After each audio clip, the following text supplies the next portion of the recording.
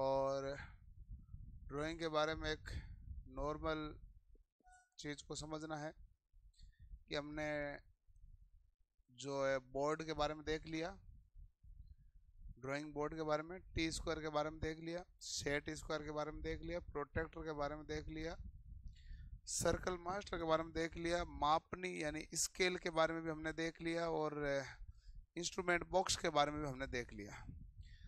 अब हम जो आगे का भाग पढ़ेंगे उसमें हम देखेंगे पेंसिल के बारे में, रबड़ के बारे में और इस शीट के बारे में, इनके बारे में देखना है।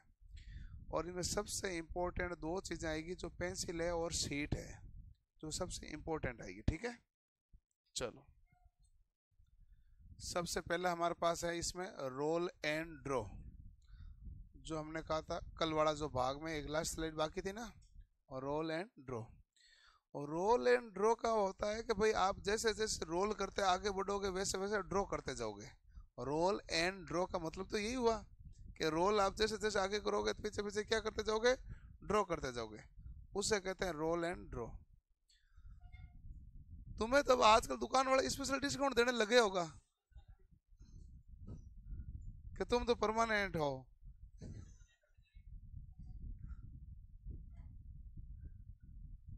तो रोल एंड ड्रॉ ये एक प्रकार का यंत्र जिसकी सहायता से हम क्या कर सकते हैं, क्षैतिज रेखा, ऊर्ध्वाधर रेखा, समांतर रेखा, कोण या छोटे वर्त बनाए जा सकते हैं। जैसे आप इसको हॉरिजॉन्टल घुमा के लाइन खींचोगे साथ साथ में, तो आपके पास कौन सी हो जाएगी, क्षैतिज रेखा। वर्टिकल लगा के खींचोगे तो क्या हो जाएगी, ऊर्ध्वाधर रेखा।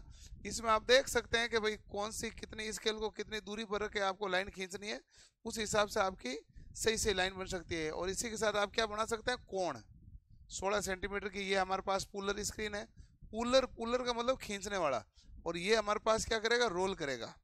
और ये 30 सेंटीमीटर की पुलर स्क्रीन है, ये बीच में क्या होता है, प्रोटेक्टर। और विकास ने तो देखा ही है ये,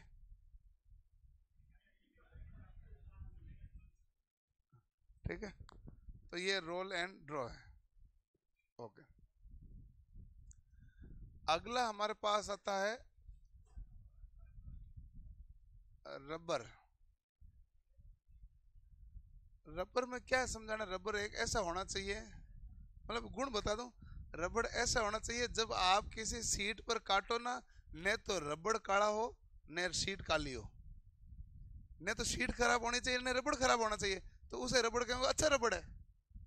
यदि या तो रबड़ खराब काला हो जाए या फिर सीट को खराब कर दें तो रबड़ खराब रबड़ है। और रबड़ का कार्य क्या होता है कि आपने लाइन खींच दी, फिर पता चला खींचनी नहीं थी, काटनी है, तो इसलिए भी आपको किसका प्रयोग करना पड़ेगा, रबड़ का। यानी कि कोई भाग को रब करने के लिए, हटाने के लिए आप किसका प्रयोग करोगे, रबड़ का। बस विशेषता यही है, रबड़ सॉफ्ट और अच्छी क्वालिटी होना चाहिए। और लाइन को मिटाने रबड़ का प्रयोग करते हैं। रबड़ की विशेषता न तो स्वयं काला और ना ही कागज को काला करें, खास बात इतनी की है। इरेजिंग शील्ड, इरेजिंग शील्ड के बारे में इतना है कि जब रबड़ से ऐसे लाइन मिटाते हैं ना, तो कई बार लाइन एक मिटा रहे, पास वाली लाइन और मिट जाती है, ऐसा होता है ना भाई, तो फिर उसको वापस हमें लाइन खींचनी पड़ती है। तो उसने एक इरेजिंग शील्ड का प्रयोग किया जाता है ड्राइंग में, कि जो लाइन मिटानी है उसी को मिटो, बाकी को मत मिटो, बाकी को ये कह रहा हम छुपा लेंगे, तो ये शील्ड लगा दी। जैसे मान लो इसने पहले एक पूरी लंबी लाइन खींच दी, फिर इसको डॉट डॉट डॉट्स बनाना था, तो इसने क्या कर दिया, ये जो डॉट वाला भाग दिख रहा है ना, इस पर रबड़ से क्या कर दिया, इनको हटा दिया। इनको हटा दोगे फिर इस प्रकार की लाइन बन जाएगी, नहीं बन जाएगी। इसने पूरा देखो एक सिमिलरिटी आई, ऐसा नहीं है कि अपने यदि खुद हटाते तो कोई छोटी लाइन कटती, कोई बड़ी लाइन कटती। अब इसमें क्या होगी, बराबर कटेगी। यदि मान लो दो लाइनें पास पास, मुझे एक ही हटानी है, तो मैं एक लाइन को इसके अंतर्गत अंदर ले आऊंगा और दूसरी को इसके क्या रखूंगा, बाहर। फिर इसमें मुझे एक ही लाइन दिखेगी, रबड़ से मिटाऊंगा तो एक ही लाइन रखोगी कि नहीं होगी। इरेजिंग शील्ड का काम यही है, जो लाइन मिटाना चाह रहे हो, जो भाग काटना चाह रहे हो वही काटो, दूसरा कोई भी भाग नहीं कटे। यही इरेजिंग शील्ड का कार्य है, आसपास वाली ड्राइंग खराब नहीं होगी। क्लियर, ठीक है। तीसरा जो भाग है यही सब कुछ है, बहुत बड़ा भाग है ड्राइंग शीट। हम ड्राइंग शीट के बारे में देखते हैं। ड्राइंग शीट जो ड्राइंग बोर्ड के ऊपर लगाएंगे, जिसके ऊपर आप ड्राइंग बनाएंगे, वो सीट क्या कहलाएगी? Drawing sheet. ड्राइंग सीट ऐसी होनी चाहिए, ड्राइंग सीट ऐसी होनी चाहिए जो खुरदरेपन का आकार, मतलब खुरदरी नहीं हो। ऊपर वाली सतह क्या होनी चाहिए? चिकनी, और नीचे वाला भाग क्या रहना चाहिए? खुरदरा। ड्राइंग सीट ऐसी होनी चाहिए जब रबड़ से काटो तो सीट खराब नहीं हो। ड्राइंग सीट ऐसी होनी चाहिए जब रबड़ से काटो या पेंसिल लिखो किसी भी प्रकार के उसके रेत से बाहर नहीं निकलने चाहिए, यानी अच्छी क्वालिटी की गुण रखना चाहिए। जिस प्रकार आपने यदि रब किया तो वो आपको पता भी नहीं चलना चाहिए यहाँ पर कुछ लिखा हुआ था। सीट तो अच्छी वही होगी। जब आपने रब कर दिया फिर पता चला इधर कुछ लिखा था, रब किया है, तो वो सीट अच्छी नहीं है। और ड्राइंग सीट ऐसी होनी चाहिए जब पेंसिल से लाइन खींचो तो जहां आप रोको वहां पेंसिल रुक जानी चाहिए, ब्रेक लगना चाहिए, ऐसे नहीं स्लिप हो जाए, क्योंकि 20 डिग्री मोड़ पर है, ऐसा नहीं ज्यादा लाइन पे। तो इतना घर्षण भी बनाए रखना चाहिए लेकिन चिकनी भी रहनी चाहिए। रबड़ से काटने पर वो काली भी नहीं होनी चाहिए। और ऊपर वाला भाग क्या चिकना और नीचे वाला भाग क्या रहना चाहिए? खुरदरा। और ड्राइंग बोर्ड के ऊपर स्थापित किया जाता है और इसी के ऊपर ड्राइंग की जाएगी। ये ड्राइंग सीट की पहली खास बात है। तो वह पेपर जिस पर ड्राइंग बनाई जाएगी क्या कहलाएगी? ड्राइंग। ऊपरी सतह चिकनी सफेद होनी चाहिए, नीचे वाली क्या होनी चाहिए? खुरदरी। नो इरेजिंग इफेक्ट, यानी कि इरेजिंग इफेक्ट होना ही नहीं चाहिए कि यहाँ से कुछ काटा था या कुछ रेत से उकड़े थे या ये काला भाग हुआ था, ऐसा होना ही नहीं चाहिए। स्याही नहीं फैलनी चाहिए। ड्राइंग शीट कागज की मोटाई क्या रहनी चाहिए? एक समान। ऐसा नहीं बीच में तो शीट मोटी है इधर किनारों में पतली है, ये भी नहीं होना चाहिए। मोड़ने में रोल करने पर सलवटें नहीं पड़नी चाहिए। मोड़ते हो या रोल करते हो ना, उसमें सलवटें नहीं पड़नी चाहिए। तो ये भी ड्राइंग शीट की खास बात होनी चाहिए। अब देखो बाकी ड्राइंग शीट के बारे में हम देखते जाएंगे, लेकिन उससे पहले हमें ड्राइंग शीट की लंबाई चौड़ाई से लेना देना है कि नहीं? एक मिनट, कहाँ है?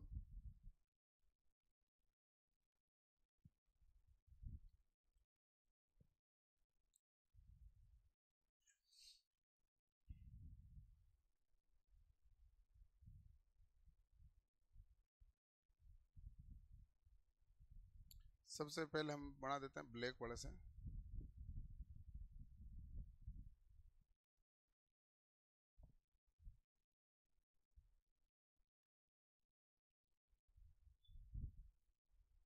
उसने कहा ये है ड्राइंग शीट, ठीक है। और ये ड्राइंग शीट है 1189 तो है इसकी लंबाई,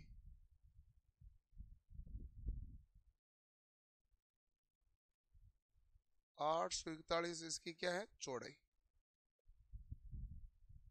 ठीक है।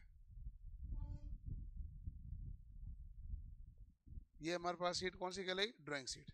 ये जो लंबाई और चौड़ाई होती है किस में होती है? mm में।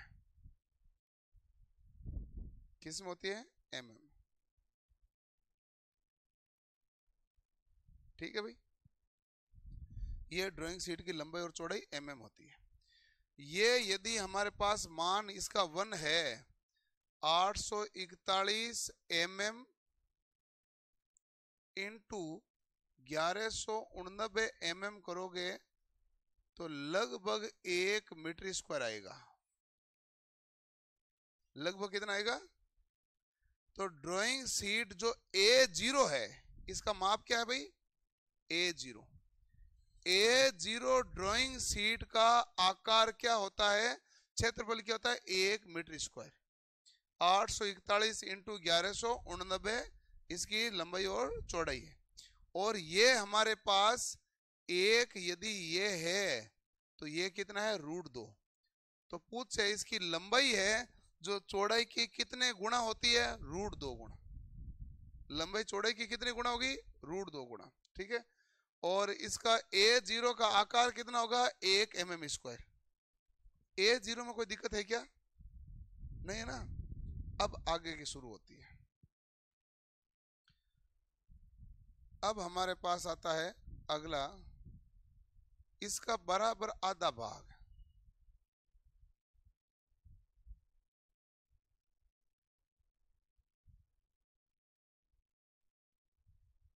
ये बराबर आधा भाग हो गया।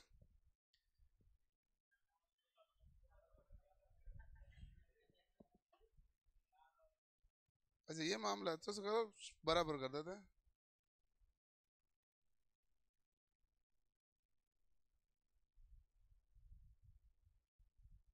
अब बराबर है। अब मान लो ठीक।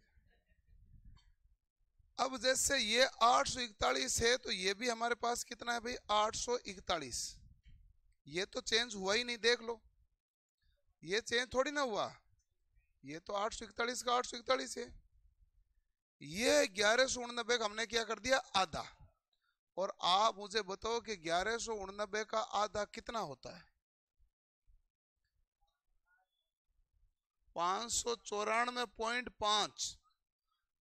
पॉइंट को मैं खा जाऊंगा, बाकी 94 लिख दूंगा। 594 हो गया आधा ना। अब आपको कहें A0 से आधा आकार किसका है? A1 का। ये कौन सी बन गई मेरे पास? A1। और A0 का आकार 1 मीटर स्क्वायर है, तो A1 का आकार क्या होगा? 1/2 मीटर स्क्वायर। आधा हुआ कि नहीं हुआ? मैंने आपके सामने एरिया आधा किया बराबर, ये हो गया A1। ठीक है, A1 के बाद में हमारे पास आता है A2।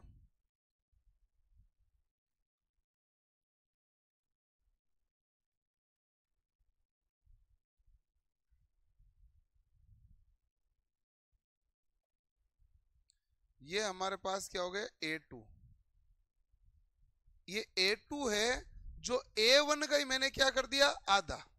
और इसको आधा किया तो ये तो 594 का 594 ही रहा। देख लो ऊपर, ये सेम का सेम है कि नहीं है? लेकिन 841 का आधा कर दो।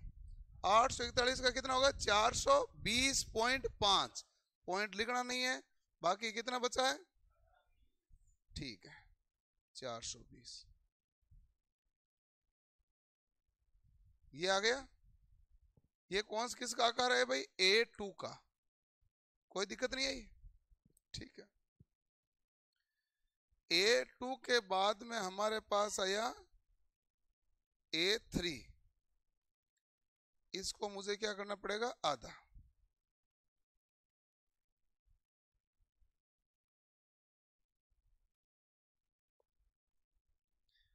अब इसको आपने आधा किया तो 594 का आधा होता है 297।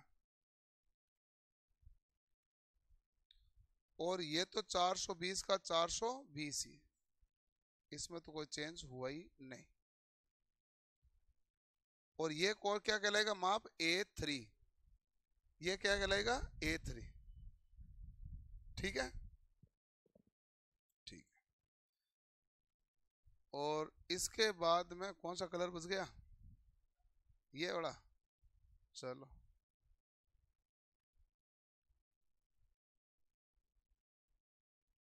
ये लो, ये हमारे पास कौन सा हो गया भाई? A4।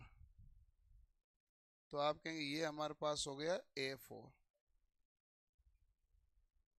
ये हमारे पास 297 का 97 ही है। और ये हमारे पास होगा 210। ITI में कहीं भी हो सीट A0 ली जाती है। सामान्यतः सीट कौन सी ली जाती है? A0। A0 सीट के हिसाब से बोर्ड रखते हैं, A0 सामान्यतः लेते हैं। A4 सीट वो है जो आपने उससे पन्नों से रजिस्टर बनवाया है, वो कौन सा है? A4। A0 ही होती है। आप कहीं नहीं थे प्रैक्टिकल वाले दिन? छोटी नहीं होती तो भाई बड़ी, हमारे तो प्रैक्टिकली हुए थे, लेकिन ITI नहीं हुए थे, BTEC हुए थे, बट थी बड़ी सीट ही। छोटी सीट हमने देखी भी नहीं है।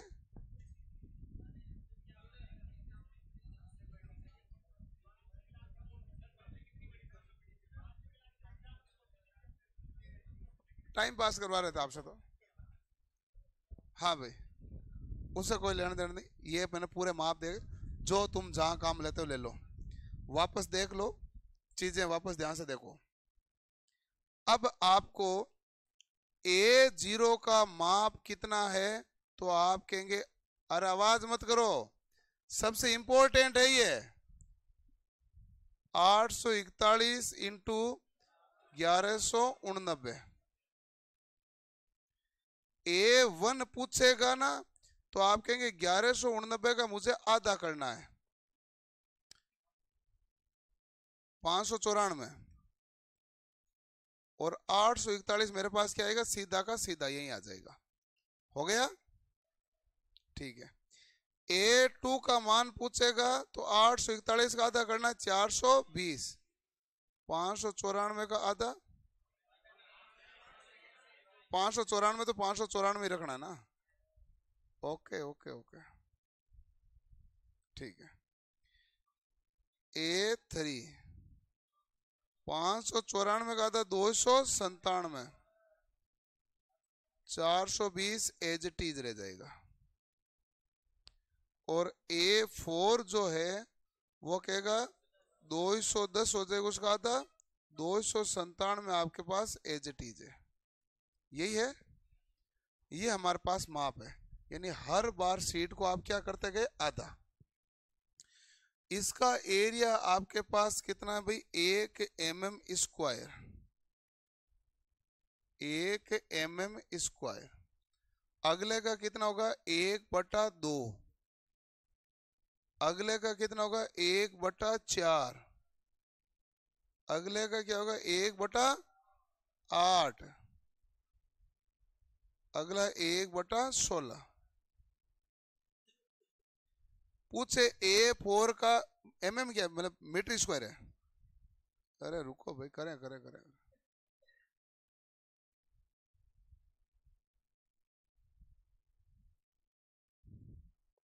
1 metre square, 1/2 metre square, 1/4 metre square, 1/8 metre square और 1/16 मीटर स्क्वायर। ये खासियत होनी चाहिए। ये हमारे पास सीट बनाने का तरीका है। क्लियर? इसमें कोई कंफ्यूजन है तो पूछ लो। कोई कंफ्यूजन नहीं है, ठीक है। ये जो साइज वो है जिसे हम कहते हैं ट्रिम्ड साइज।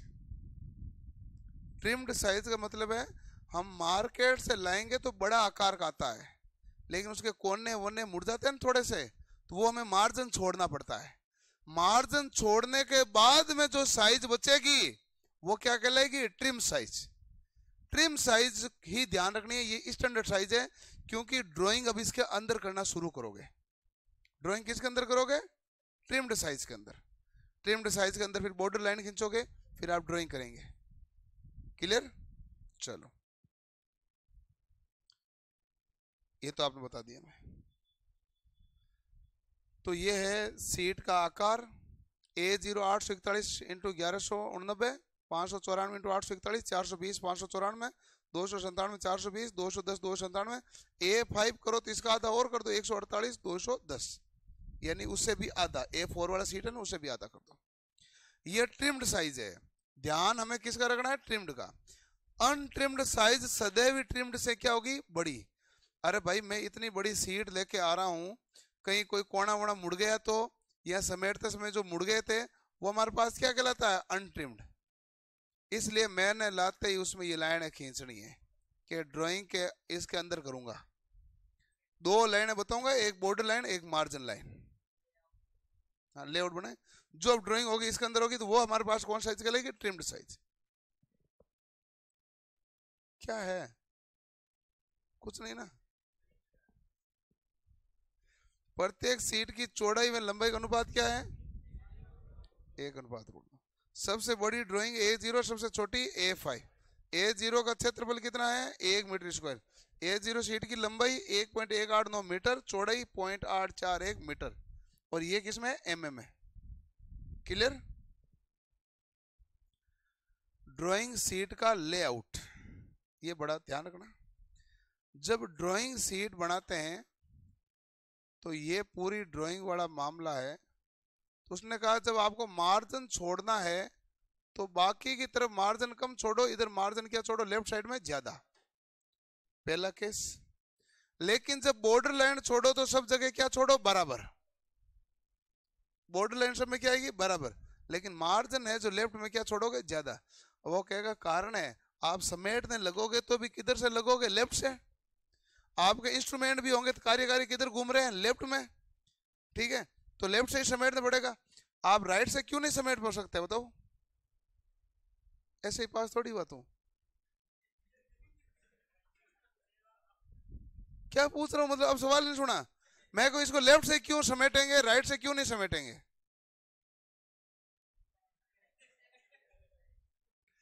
क्योंकि इसकी राइट साइड में इधर टाइटल बॉक्स होता है, तो टाइटल बॉक्स एक साइड में होता है, तो वो कहता है थोड़ा सा खोलने पर दिख जाना चाहिए टाइटल बॉक्स। वो कहेगा ये अपनी सीट है कि नहीं है, वो कहेगा नहीं ये दूसरी है, तो वापस बंद कर दो। ऐसे नहीं पूरी खोलने बाद पता चले, इसलिए कह लेफ्ट साइड से समेटो ताकि राइट साइड में टाइटल बॉक्स हो। क्लियर? पता ही नहीं है? अब बता तू कैसे पास हुआ? ऐसे ही हुआ? तुझे तो ड्राइंग शीट का ही नहीं पता, ड्राइंग किस पे की? और इसमें सीट का तो नॉलेज होता है ना, कौन तो झुका हुआ पता चले कि नहीं चले, सीट के बारे में तो नॉलेज मिलता है आदमी को। तूने तेरा नाम कहां लिखा उसमें? कोने पे नहीं लिखा, टाइटल बॉक्स में लिखा।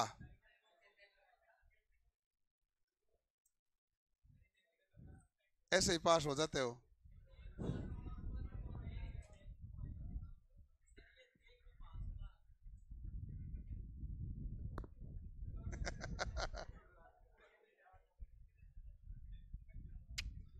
मैं तो उस लाइन का बदला ले रहा हूं, मैं तो उस लाइन का बदला ले रहा हूं। तूने कहा ना ऐसे थोड़ी पास हो गया, मैं उसी पर रहूं अभी तक कि तू कैसे पास हुआ है।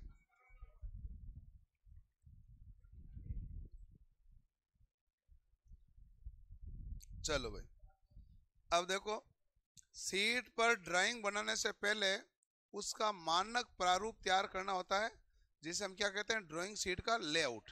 कैसे बनाएंगे? हम जो ड्राइंग सीट यूज करते हैं वो अनट्रिम्ड होती है, और अनट्रिम्ड के बाएं सिरे पर 20 से 40 mm का क्या छोड़ा जाता है, मार्जिन। सबसे ज्यादा इसी में छोड़ा जाता है 20 से 40, और अन्य सिरों पर 5 से 25, और अन्य सिरों पर तीनों पर बराबर है।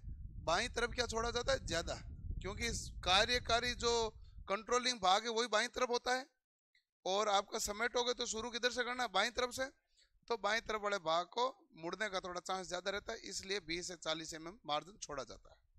बाएं सिरे पर अधिक मार्जिन छोड़ने मुख्य कारण है जब ड्राइंग की फाइलिंग या बाइंडिंग या फोल्डिंग जो भी की जाती है, उस ड्राइंग का बायां भाग खराब नहीं हो। यदि आपने 10 से एक ड्राइंग रखी है और फिर उसको क्या कर दिया, बाइंडिंग कर दिया, फिर 1 2 ऐसे आपने कॉपी बाइंडिंग करी ना, इसी प्रकार बड़ी सीटें हो गई, ड्राइंग को भी पूरी बाइंडिंग करा दी, तो किस साइड में बाइंडिंग होती है, लेफ्ट साइड में, तो इसलिए लेफ्ट साइड मार्जिन क्या छोड़ना चाहिए, ज्यादा। मार्जिन के अंदर का भाग क्या कहलाएगा, ट्रिम्ड साइज, जो मैंने लिखाया है। मैंने कौन सा माप लिखा है, मार्जिन के अंदर का, जो मार्जिन लाइन के, मार्जिन लाइनों के बीच वाला होता है वो क्या कहलाता है, ट्रिम्ड। क्योंकि अब जो काम होगा वो तो ट्रिम्ड में होना है, अनट्रिम्ड तो हमें मार्जिन छोड़ दिया भाई, इतना तो भाग खराब हो सकता है साइड में, ठीक है, ओके। ड्राइंग सीट का लेआउट से संबंधित शब्दावलियां हैं। ड्राइंग सीट के चारों ओर मार्जिन छोड़ा जाता है, ये मार्जिन मार्जिन लाइन द्वारा प्रदान किया जाता है, और ट्रिम्ड साइज मार्जिन लाइन द्वारा निर्धारित होता है। अरे ऐसा ये है अनट्रिम्ड साइज,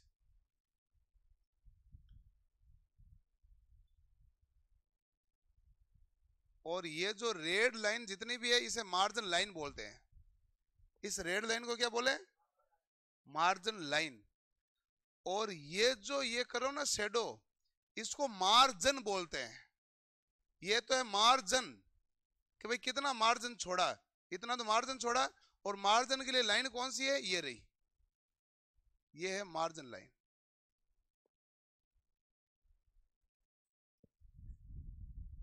विकास इधर देख ले ध्यान से, तेरे ग्रह नक्षत्र गड़बड़ है, ठीक है। तो मार्जिन लाइन जो ट्रिम्ड साइज वाला माप रहेगा वो क्या है, मार्जिन लाइन के द्वारा है, और मार्जिन लाइन के बाहर वाला भाग क्या हो जाएगा भाई, मार्जिन। मार्जिन लाइन के बाहर वाला भाग क्या कहलाएगा, मार्जिन, ठीक है। तो ड्राइंग शीट में ट्रिम साइज मार्जिन लाइन द्वारा निर्धारित होता है, मार्जिन लाइन के बाहर का क्षेत्र क्या कहलाएगा, मार्जिन, ठीक, ओके। मार्जिन बाईं तरफ ज्यादा क्यों रखा जाता है, ताकि फाइलिंग और बाइंडिंग समय कार्यकारी भाग खराब नहीं होना चाहिए।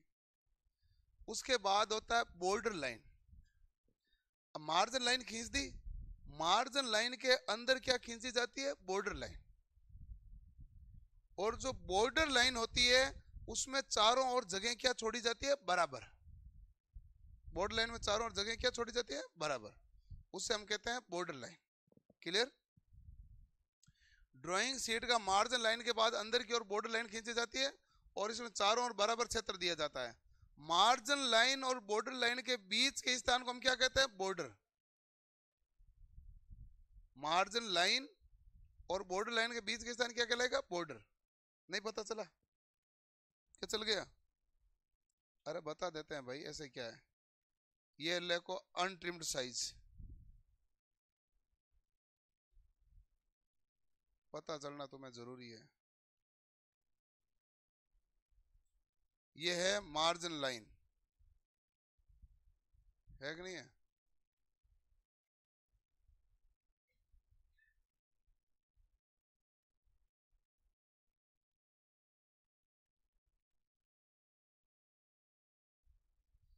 ये है बॉर्डर लाइन। अब इसमें इन्होंने कहा है कि ये तो हमारे पास है, ये तो अनट्रिम्ड है, बार वाला तो अनट्रिम्ड है। ये मेरे पास लाइन कौन सी है, मार्जिन लाइन। और ये लाइन कौन सी है, बॉर्डर। बॉर्डर लाइन में चारों ओर जगह क्या छोड़ी जाती है, बराबर।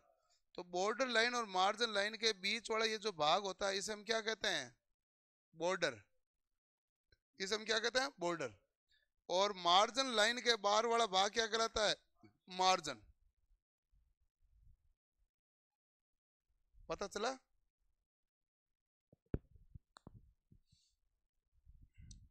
IS 46/2003 के अनुसार A0 और A1 शीट के लिए जो बॉर्डर की चौड़ाई कितनी mm रखी जाती है, 20 mm। और A2 और A3 A4 के लिए कितनी रखी जाती है, 10 mm। और चारों तरफ क्या रखी जाती है, बॉर्डर की साइज बराबर। मार्जिन की लाइन है जो कम ज्यादा रखी जाती है। देख लो, यही तो है, ये तात्पर्य है। क्लियर है? ठीक है। अब हमारे पास आता है title box. Title box right side में नीचे की ओर, राइट साइड में नीचे की ओर एक बॉक्स बनाते हैं जिसे हम क्या कहते हैं, टाइटल बॉक्स। पूरी ड्राइंग की जानकारी किसके अंदर होती है, टाइटल बॉक्स में। ये हमारे पास A0 के अंदर 185 mm का और ये होता है 65 mm का। A0 और A1 में इतना बना लेते हैं, लेकिन A4 में इतना बनाएंगे तो लगभग तो शीट इसी में चली गई, फिर ड्राइंग कहाँ बनाए। ठीक है, तो ये A0 के लिए स्टैंडर्ड होता है। अब जो हमने बॉर्डर लाइन छोड़ी थी ना, उस बॉर्डर लाइन में एक तरफ तो हम लिखते हैं अक्षर ABCD, यहां पर भी क्या लिख दिया, ABCD, क्या लिख दिया, अक्षर। इधर लिखेंगे हम अंक 1 2 3 4 5 6, इसके सामने भी वही लिखेंगे 1 2 3 4 5 6, हमेशा सम संख्या लिखेंगे। तो देखो कि ये 6 सम संख्या है और ABCD ये भी 4 सम संख्या है, सम संख्या है। ठीक है, अब ये क्यों लिखी जाती है उसका भी कारण देख लो, कि मुझे बताना है कि A2 जो डायग्राम है आपने बनाया है, ड्राइंग बनाई A2 में, उसमें मैंने कुछ करेक्शन किया है। जो मैं करेक्शन करूंगा तो रिवीजन पैनल यहां बनता है। पूछा जाए ड्राइंग बोर्ड में रिवीजन पैनल कहां बनता है, तो राइट साइड में ऊपर की ओर, नीचे की ओर तो टाइटल बॉक्स। रिवीजन पैनल क्या होता है कि जैसे मान लो कि आप किसी गांव के पटवारी हो और आपके पास खेत का नक्शा है। थोड़े दिन बाद क्या होता है, एक खेत वाले के रास्ता था नहीं, उसने सुनने बात सुन ले तो उसने क्या है कि पड़ोसी के खेत से रास्ता लिया, तो आपको अपनी ड्राइंग के अंदर चेंज करना पड़ेगा। फिर आप ये दिखाएंगे भाई ये जो यहां से यहां तक अब जो रास्ता है ये फलाने आदमी का है, ऐसे दिखाते ना, तो ये दिखाया। अब आपने करेक्शन किया इस जगह पर, तो आप ये कहेंगे कि भाई मैंने जो करेक्शन किया है वो आपके पास A2 के अंदर आ रहा है। तो आप इधर से देखोगे तो क्या आ रहा है, A, इधर से क्या है 2, तो किसके अंदर है, A2। तो वो कह रहा है कि मैंने A2 में करेक्शन किया है, रिवीजन किया ना यहाँ A2 में। C5 में मैंने कुछ परिवर्तन किया है, तो यदि कभी कोई परिवर्तन करना है, रिवीजन करना है, तो कहां करोगे? तो ये रिवीजन करोगे तो उसको यहां पर लिखा जाता है। और कहां किया गया है तो 1 2 3 4 5 से ABCD ऐसे लिखी जाती है, और इसमें A2 A3 नाम दे दिए जाते हैं। टाइटल बॉक्स में क्या लिखा जाता है? जैसे आप विद्यार्थी हैं तो आप पहले अपना नाम लिखें, किस संस्थान के अंदर बने संस्थान का भी लिखना पड़ता है, ट्रेड का भी लिखना पड़ता है, आप वहां रोल नंबर भी लिखना पड़ता है।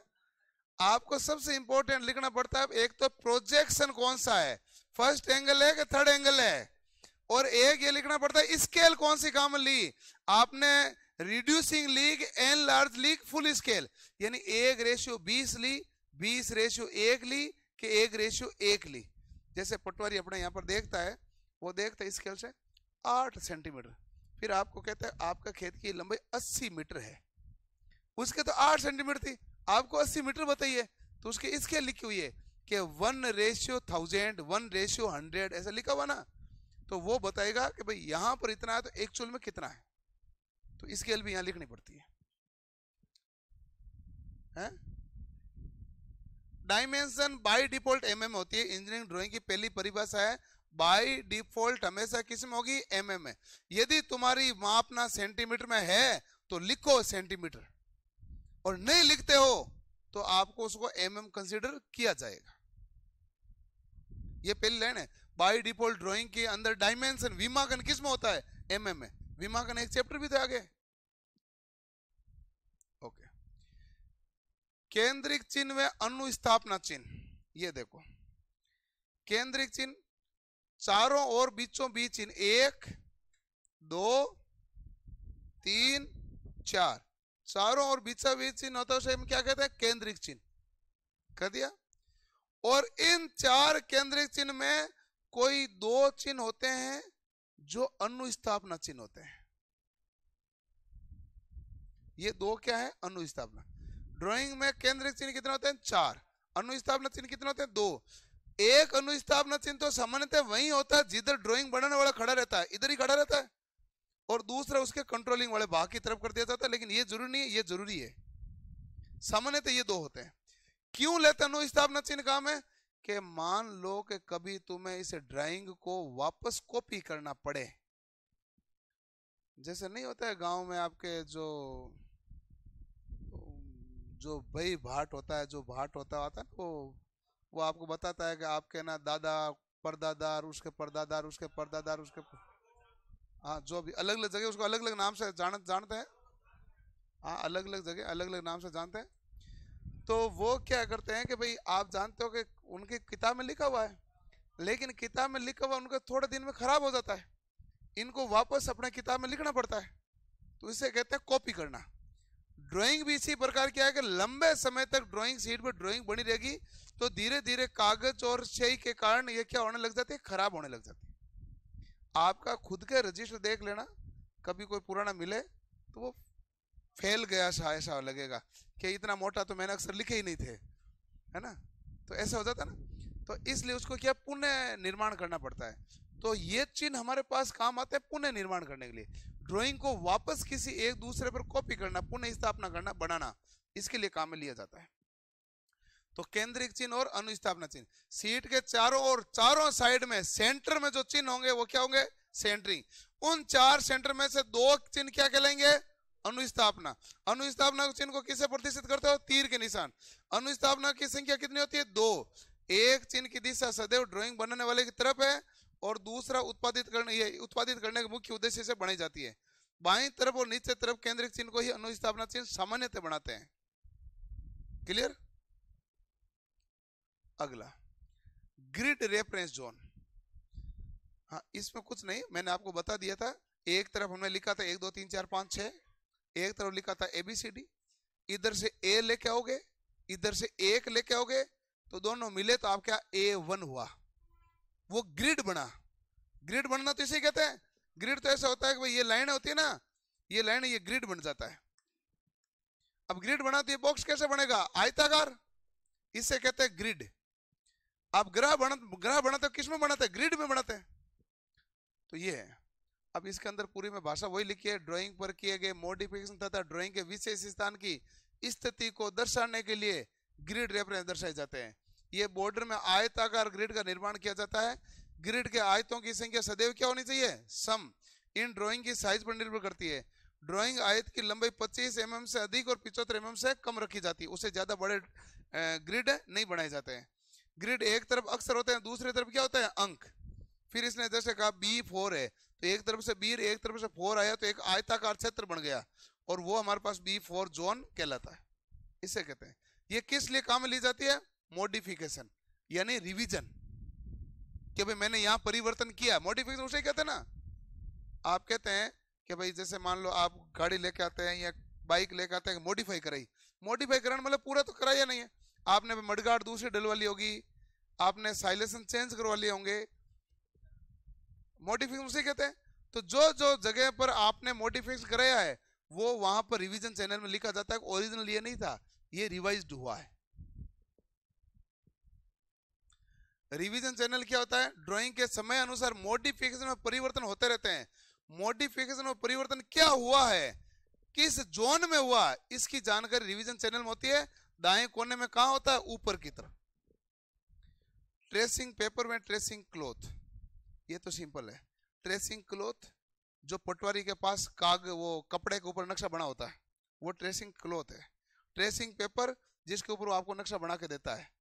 एक्चुअल जो पेपर होता है वो ट्रेसिंग पेपर होता है, ओरिजिनल पेपर। तो जिसके ऊपर नक्शा लंबे समय तक रहता है, खराब नहीं होता है। सामान्य पेपर पर नक्शा बना के दोगे तो थोड़े दिन में खराब हो जाएगा। ट्रेसिंग पेपर पर उसकी जीवन काल क्या हो जाता है? लंबा हो जाता है।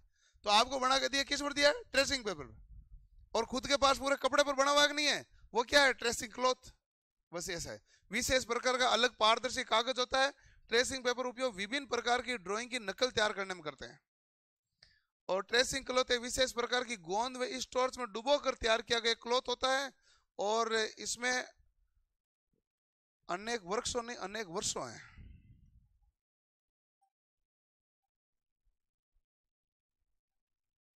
ये अनेक वर्षों तक सुरक्षित रखने के लिए क्लॉथ का प्रयोग किया जाता है।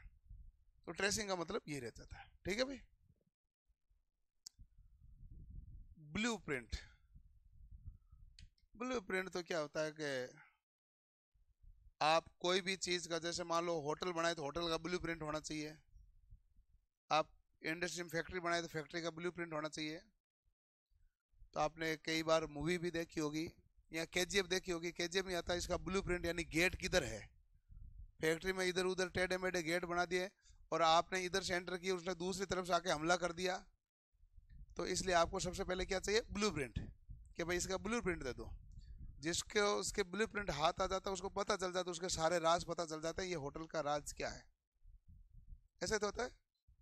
आपने मूवी देखी होगी 26/11 वाली, नहीं देखी? 26/11 मुंबई अटैक पर बनी थी मूवी। अभी एक नई मूवी आई थी उसमें 2022 में, अभी तो क्या 2022 में आई थी, मेजर है। हाँ, बहुत अच्छी मूवी है। मेजर संदीप उन्नीकृष्ण पर है। तो उसमें आप देखते हो कि वो ब्लूप्रिंट के द्वारा तो उनको पता चल रहा है कि ये किधर है क्या है। बिना ब्लूप्रिंट तो पता ही नहीं चलना होता है। इतनी बड़ी होटल है कि नहीं है?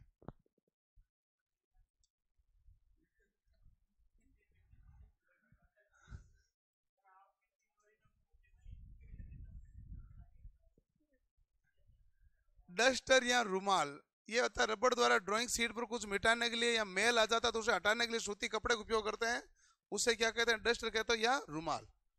ड्राइंग शीट पर कोई आ जाए, अपने को ज्यादातर काम आया नहीं, लेकिन जो परमानेंट रखते हैं ना उनको काम आता है, तो उसको वो साफ करना पड़ता है। तो सूती कपड़े के द्वारा ड्राइंग के ऊपर कोई गंदा भाग लग जाए उसको साफ करने के लिए काम लेते हैं, उसे हम डस्टर या रुमाल कहते हैं। ये ड्राइंग बोर्ड के पिन, क्लिप्स में सेलो टेप। ये है पिन। विकास कितनी है ये? 4। 3 है। दुकान वाले ने 3 ही थी, वास्तव में 3 थी तुझे हैं? ओके। ये हम सामान्यतः कहते हैं भाई काम में नहीं लेना चाहिए।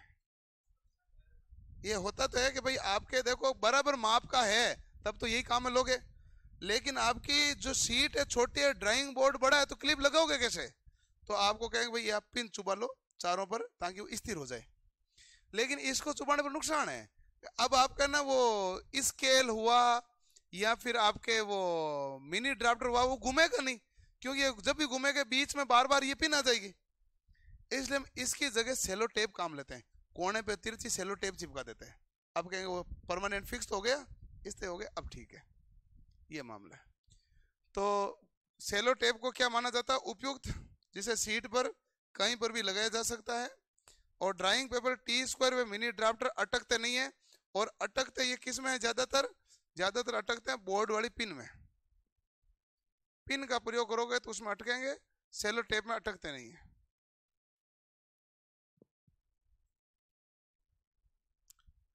ये हम कल देखेंगे फोल्डिंग की विधियां, जिसमें मैंने क्या है कि इसमें कम फोटोएं लाई हुई है, नहीं आगे मैं पढ़ाऊंगा, अभी तो आगे फोल्डिंग की विधियां नहीं, फोल्डिंग का मेरे पास इमेज नहीं लगेगा, बिना इमेज फोल्ड किया हुआ तरीका दिखा नहीं सकता ना, इसमें मैं फोटो डाल के लाऊंगा।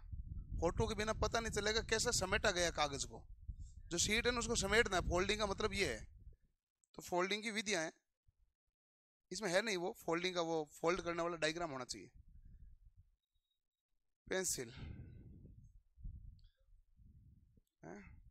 पेंसिल टोटल 18 है, पेंसिल ड्राइंग बनाने के लिए चाहिए ही है। और ये पेंसिल होती है 9H से शुरू, किससे शुरू होगी भाई? 9H, फिर 8, फिर 7, फिर 6, फिर 5, फिर 4, फिर 3, फिर 2, फिर H, फिर HB, फिर F, फिर B, फिर 2B, फिर 3B, 4B, 5B और 7B। B मतलब है सॉफ्ट या ब्लैकनेस, सॉफ्ट होगी तो ब्लैक ज्यादा होगी कि नहीं होगी? ब्लैकनेस। और H मतलब होता है हार्डनेस, हार्डनेस होगा तो क्या होगा? कठोर, कठोर क्या लिखेगी? पतली लाइन आएगी। 6 का जोड़ा बना लें इसका, ये है हमारे पास कठोर या हार्ड वाला भाग, 1 2 3 4 5, क्या हुआ? 6 खा गया मैं, मैं सोचूंगा भी कौन सा हुआ? 1 2 3 4 5, ये हुआ ना? 6 हो गए ना? 6 होने चाहिए, ठीक है। अब पीछे कितने बचे हैं? 6। ये है मध्यम ग्रेड, ये है कठोर ग्रेड, ये है नरम ग्रेड।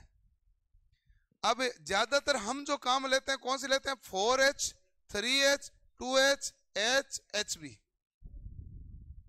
बी वाली कौन काम लेते हैं? गहरी वाली, कि जैसे मान लो कि आपको किसी की फोटो बनानी है, स्केच बनाना है, तो स्केच बनाने वाला क्या काम लेता है? ये बी, वही 1B, 2B, 3B, 4B, 6B, 7B, ये बी कौन सा काम लेता है? स्केच ड्राइंग वाला।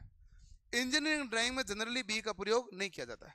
जैसे मान लो कि भाई मैंने उस चोर को देखा था कि भाई हुलिया बताओ, तो स्केच वाले को बुलाते हैं, फिर स्केच बनाता है नहीं बनाता है, तो उसको ऐसी पेंसिलें चाहिए होती है। तो लकड़ी की बनी होती है, इसके बीच ग्रेफाइट व मिट्टी की विभिन्न मात्राएं मिलाई जाती है, और ग्रेफाइट और मिट्टी की मात्रा के हिसाब से ही इसकी ग्रेड तय होती है कि ग्रेफाइट कितना है और मिट्टी उसके अंतर्गत कितनी है। जितनी ज्यादा मिट्टी उतनी ज्यादा कठोर हो जाएगी। अब देखो पेंसिल कितने श्रेणी में बांटी है? 3। एक कौन सा है? कठोर। दूसरा कौन सा है? मध्यम। तीसरा कौन सा है? नरम। और ये देख लो कितने कितनी है? 6 ना, 6 आ गई, ये भी 6 आ गई, और ये भी 6 आ गई। ये कहाँ करते हैं? कलाकारियों व स्केल के लिए काम लेते हैं। आर्ट वर्क, हल्की व महीन लाइन खींचने के लिए कठोर वाली काम लेंगे, और सामान्यतः इसको काम लेते हैं। HB लेते हैं रफ कार्य के लिए। रफ कार्य के लिए आपको कुछ लिखना हो, फिर भी आपको कहते हैं कि HP की जगह F ज्यादा ठीक रहती है। वो कहते हैं HP में क्या है कि अपन जो HP रखते हैं ना सामान्य पेंसिल, वो कहता है इधर से लिखने में पतला और उधर से लिखने में मोटी चल जाती है। F ऐसी है कि किसी भी एंगल से बराबरी चलती है, तो HB की तुलना में F ठीक है। बाकी HB और F एक ही प्रकार की होती है लगभग। रफ कार्यों के लिए लेते कौन से? HB। HB का प्रयोग अक्षरांकन, विमांकन के लिए भी करते हैं, एरोहेड के लिए भी करते हैं। 3H, 2H, H रिकॉर्ड कार्यों के लिए, लाइनें खींचने के लिए काम में ली जाती है। तो कठोर, मध्यम और नरम, यह है बाकी हम कल पढ़ेंगे आगे, क्योंकि मुझे ब्रेक चाहिए भाई थोड़ा सा, बाद में टेक्निकल क्लास लेनी होती है। मैं मेरा देखता हूँ, क्योंकि 4 घंटे मेरे लगातार हो गए ना, पहले थोड़ा सा ब्रेक चाहिए, फिर मुझे 2 घंटे टेक्निकल वालों को पढ़ाना है। क्लियर?